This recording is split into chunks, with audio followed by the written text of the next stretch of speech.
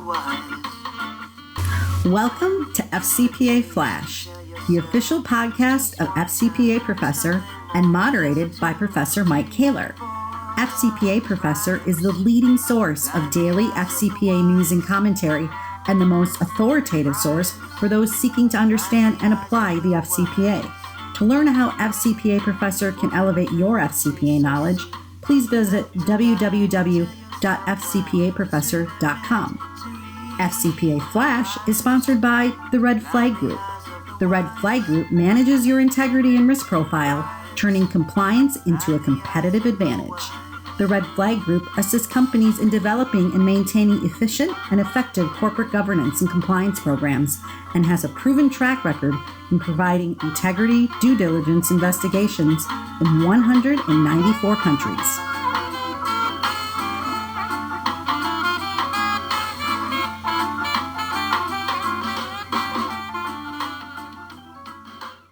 Welcome to FCPA Flash. This is Professor Mike Koehler, and in today's episode of the podcast, I'm pleased to have with me Tony Mirenda. Tony is a partner at Foley Hoag in its Boston office. Thanks for joining us, Tony. Oh, I'm glad to be here, Mike. You recently co-authored an article titled Bridging the Cultural Gap in International Arbitrations Arising from FCPA Investigations that caught my eye. And the reason that caught my eye is that you and your co-authors nicely framed what I think is an often overlooked FCPA issue, and that involves payment disputes involving third parties.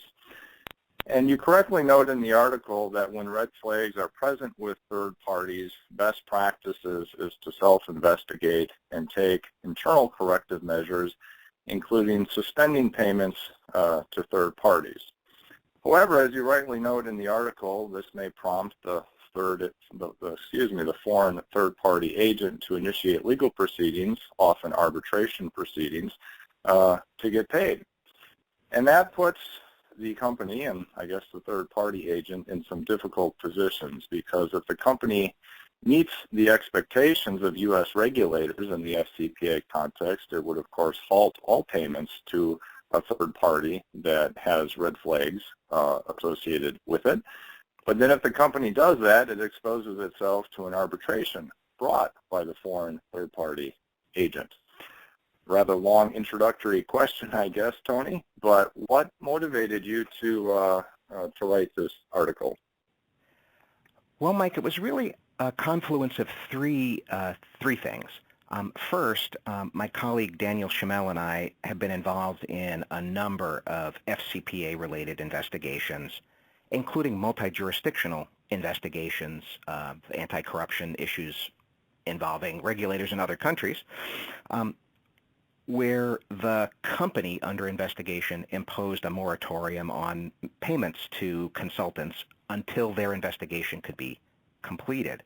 In some instances, those consultants asked to be paid their fee or were in the process of being paid their fee, and the company took the position that the consultants needed to fully cooperate with the investigation before the company would release funds pursuant to the contract that it had with that consultant.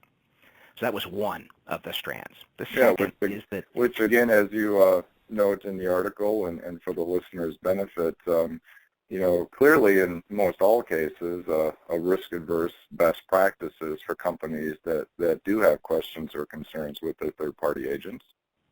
Well, that's certainly right, and there is a kind of growing expectation, particularly in the U.S., but also in other jurisdictions, from the regulators, from the enforcement authorities, that those companies subject to an investigation are going to act that way. So as the expectations are rising, companies are rising to meet them. As a second strand, Daniel particularly has served as an arbitrator in circumstances where these issues had to be confronted, and he's had extensive discussions over the years regarding these topics with colleagues in the arbitration community, both in the U.S. and outside the U.S. And our sense together is that there really are some cultural gaps and expectation gaps between practitioners in the United States and practitioners in other jurisdictions, particularly those who have a civil law background as opposed to a common law background, about how a situation like this could be resolved in an arbitration. And then third, even though there are a few high-profile cases involving these issues that have gotten some attention, there really aren't many publicly available commercial arbitration decisions dealing with allegations of corruption.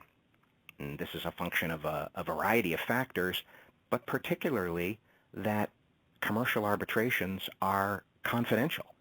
And so you don't have an accumulating body of decisions where arbitrators have grappled with these issues and laid out their reasoning for other practitioners to learn from.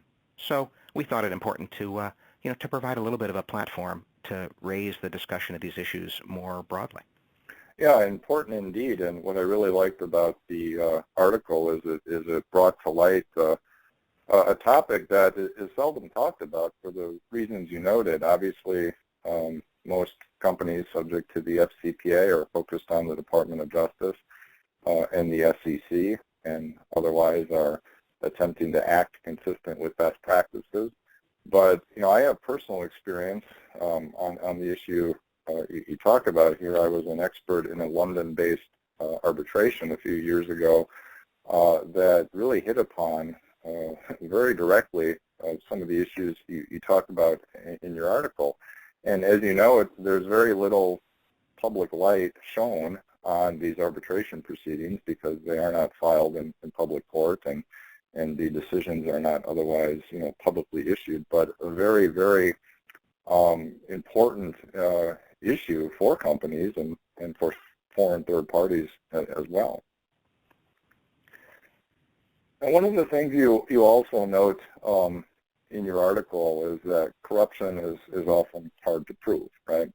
And because of this, there are some arbitral tribunals out there that have lowered the standard burden of proof, or perhaps allowed for the introduction of circumstantial evidence, or even perhaps more dramatically, reverse the burden of proof required by having the agent or consultant, disprove a red flag or disprove corruption. Can you elaborate on some of these issues and how some arbitration panels are handling this dynamic? Yeah, sure. I think it's important for folks to recognize that the context we're talking about here is a payment dispute between, let's say, a consultant on the one hand and the company that hired the consultant on the other. And it's a payment dispute that's playing out in an international arbitration forum. That carries with it a couple of procedural features that may be a little unfamiliar to folks who are used to dealing with domestic U.S. court litigation. Number one, we mentioned already, is the confidentiality of the proceedings. Number two, and maybe the piece that has the most impact on this burden of proof issue, is the very limited nature of discovery. You don't typically have the kinds of broad document discovery or compulsory process to obtain witness testimony that you do in U.S. domestic litigation. And what those procedural features typically result in is a change in the incentives. So in the U.S., a consultant who might be involved in a corrupt transaction would have a pretty healthy disincentive to go to court and bring a claim. Court proceedings are public. The person could be compelled to testify. They might have to turn over documents, things like that. In international arbitration, those disincentives don't apply, and so you have folks taking advantage of the dispute resolution mechanism to bring a claim. Faced with that, arbitral panels applying the law of whatever jurisdiction the parties have chosen. Remember, this is a private arbitration, so the parties get to pick the law that governs the dispute, have grappled with this and come up with a whole variety of partial solutions to try to deal with this thorny problem. The one that you mentioned, the kind of reshuffling the burden of proof, is perhaps the most common, although I will say that our experience is it's still fairly rare that an arbitral panel will completely reverse the burden of proof and look to a party accused of corruption to affirmatively disprove it. More often, in a circumstance where the party claiming that corruption has occurred is disadvantaged because it can't obtain discovery, a panel may permit the introduction of circumstantial evidence and call upon the counter party to offer evidence to contradict it, and thereby try to get to a more equitable resolution of the dispute than it might otherwise. But I guess I'll just repeat that it's a pretty rare thing for arbitral panels to do a lot of burden shifting here where the parties haven't already agreed to it. Yeah, as I like to tell my law students, obviously the substantive law is important, but procedural aspects of dispute resolution are oftentimes equally, if not more important. Burden of proof, presumptions, these can all drive the ultimate outcomes of dispute resolution, including in this context. Now, another thing that's long interested me, and again, this was sort of reflecting upon my own experience when I was an expert witness in the mentioned London-based arbitration, is everyone well-versed on the FCPA, of course, knows that, I think I've seen statistics, 90% or so of all corporate FCPA enforcement actions are based in whole or in part on third-party conduct, and because of that, there's a whole host of FCPA best practices when it comes to third parties, and commonly accepted categories of red flags, so on and so forth.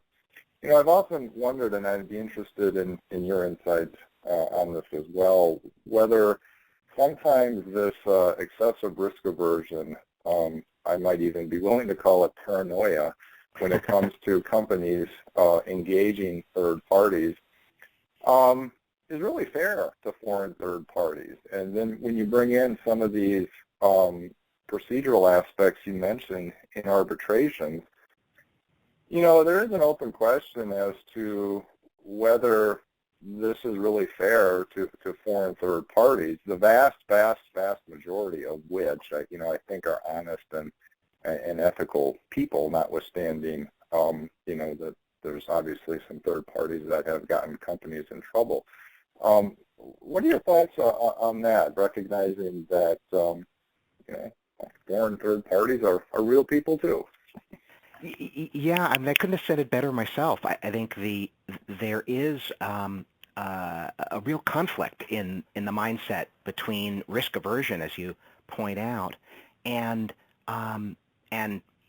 on the one hand, companies' business interests that entering foreign markets and involving people who are on the ground in those jurisdictions, who know the culture and who know the people, is really essential in our globalized world to being successful, not only successful in selling their products, but successful in being a good participant in the local community. So I encourage people to start with the same kind of, I would say, healthy skepticism that good companies employ in a whole range of areas. Good quality manufacturing practices, good environmental or employment law practices, respect for intellectual property, and anti-corruption as well. But not default to the it only happens over there, it can't happen here kind of mentality that sometimes people bring to bear. Remember Other jurisdictions didn't invent corruption. It certainly continues to plague government in the United States as well as overseas. Yeah, and that's an excellent point, that the U.S. business organizations, of course, don't just hire foreign third parties, whether that third party is an agent, a distributor, a representative, a joint venture partner, but U.S. companies hire multitudes of domestic third parties. And clearly there are any range of civil and criminal statutes which a domestic third party can expose a U.S. company to legal liability. And it's interesting to think about the lack, I think, of due diligence and what we would call best practices when it comes to domestic third parties compared to foreign third parties. And, as you sort of note, at the end of the day, the risk-reward, the legal liability risk is really not that different. So related to that, do you see more companies, again, for obvious risk-adverse reasons, spending more time, more focus, more resources on foreign third parties than domestic third parties? Well, certainly given my practice in this area, that tends to skew what I see. But my colleagues who are, say, in the corporate social responsibility practice tell me that U.S.-based multinationals are also, devoting a substantial amount of time in those areas as well. I think, like with anything, finding the right balance of investment up front in good due diligence practices that companies can apply across the board, not just focused on international transactions and foreign third parties, but across the board to all of their agents and folks who are out there whose conduct may reflect well or badly on the company is really the direction that most of our clients are moving in. They want to apply best practices across the board, not only to deal with the current focus on FCPA enforcement, but to anticipate and hopefully reduce the risk of what might be the next area of focus down the road. Yeah, and that's also another excellent point. Those who focus on the FCPA as part of their practice, there's a tendency to sometimes think about FCPA compliance, including as to third parties, as belonging in this silo over here, separate and distinct from other compliance policies and procedures that a company has. But you're absolutely right that this should be viewed holistically, and there just shouldn't be a certain set of procedures for foreign third parties compared to domestic third parties or anything related to that. And as you note, while there needs to be a healthy skepticism, a default position of our third party is corrupt until proven otherwise isn't necessarily a healthy way to begin a relationship either. Do you have any suggested best practices? I guess, and you've already mentioned some, of course, but other best practices for how companies who find themselves engaging third parties can act to lessen the likelihood of payment disputes that were the focus of your article, or other compliance best practices for engaging foreign third parties? Yeah, Mike, I think I'd group them into three areas. First is, as we've mentioned already, engage in thoughtful due diligence ahead of signing on with a particular consultant. Do that legwork up front to get comfortable that the party with whom your company is engaging is reputable and a responsible partner who will safeguard your reputation as well as their own. So the due diligence up front is number one. And related to that, if I may, before we get to number two, I think a lot of times companies are struggling with, well, how much due diligence is enough, right?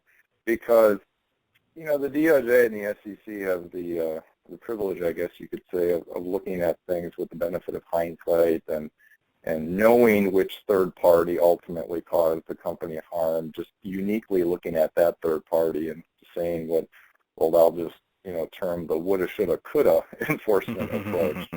When the reality is that a company will have, depending upon the industry, hundreds, if not thousands of foreign third parties that at any given point in time may expose the company to legal scrutiny.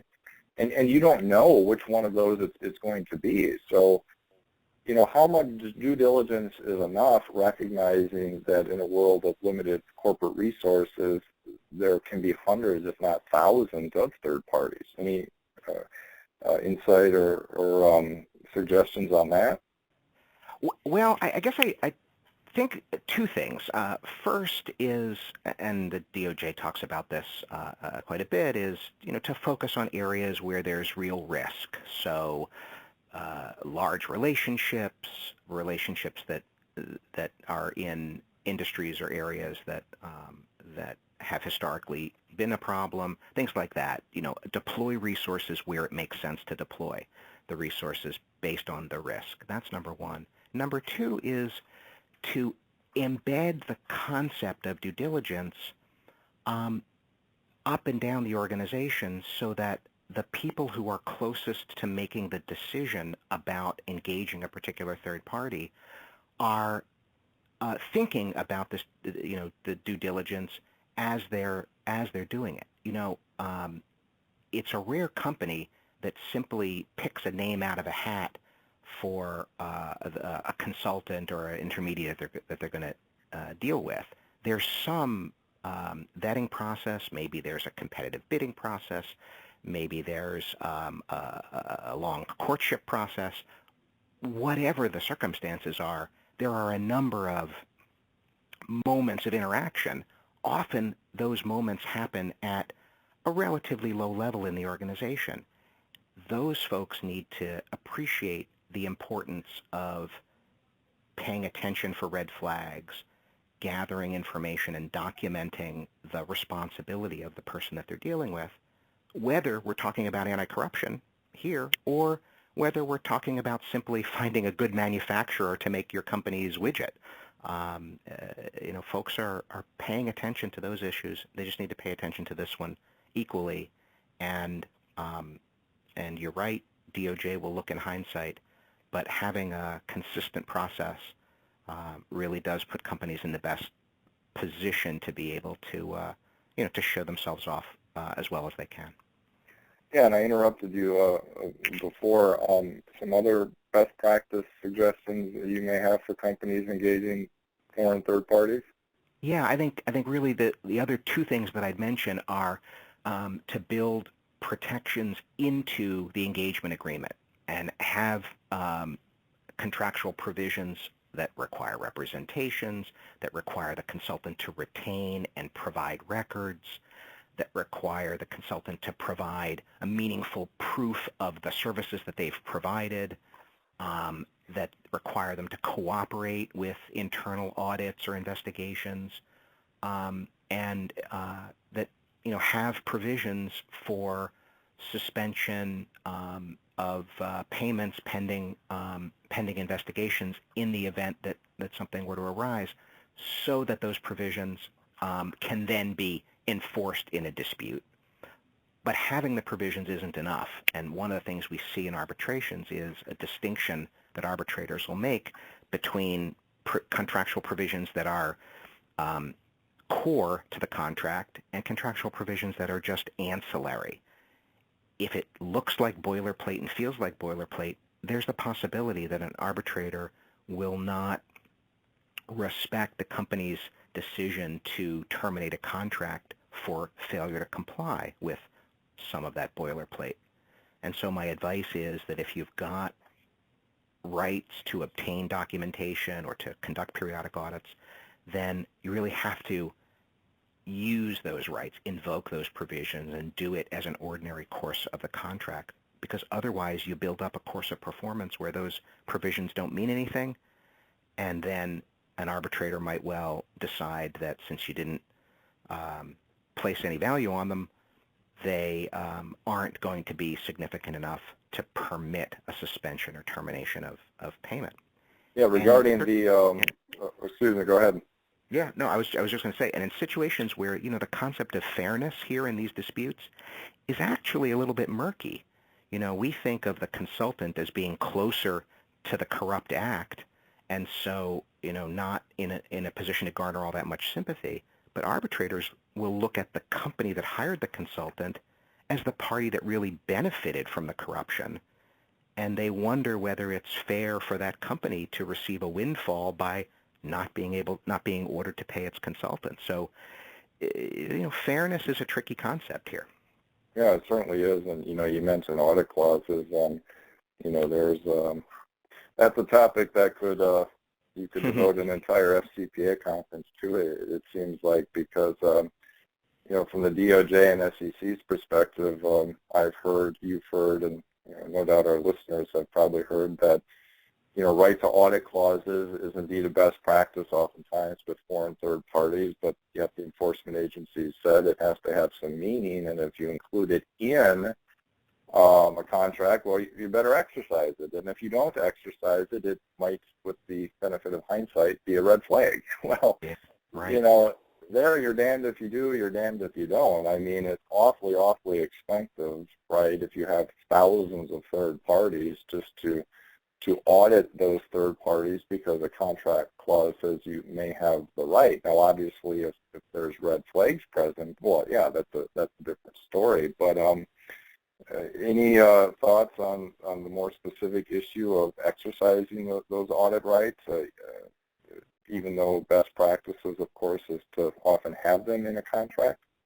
Yeah, so my suggestion there is to think about those audit rights the way the company thinks about its own internal audit for financial statement purposes.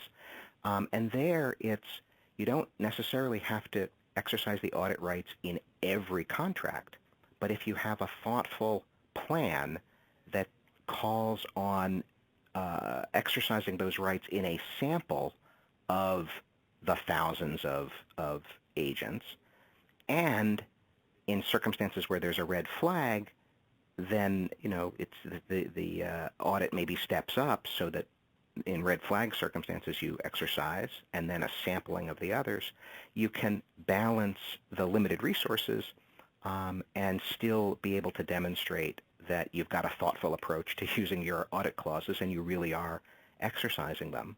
And then for all your third parties out there, the risk that they will be the random sample picked for audit, will help hopefully cause them to be compliant up front. Yeah, all good advice, Tony, for companies in the position, which most of them indeed are, if not required, to engage foreign third parties as a way of doing business in the foreign marketplace. And again, if readers or listeners, I guess in this case, haven't had the opportunity, I would highly recommend reading the article that Tony co-authored. Again, it's titled "Bridging the Cultural Gap in International Arbitrations Arising from FCPA Investigations." It was recently published in the Fordham International Law Journal, and again, I think it brings to light an issue that is seldom talked about in the general FCPA space. We obviously tend to be a bit U.S.-centric in our views and recognize that a company should act consistent with best practices, and best practices is often to suspend payments to third parties.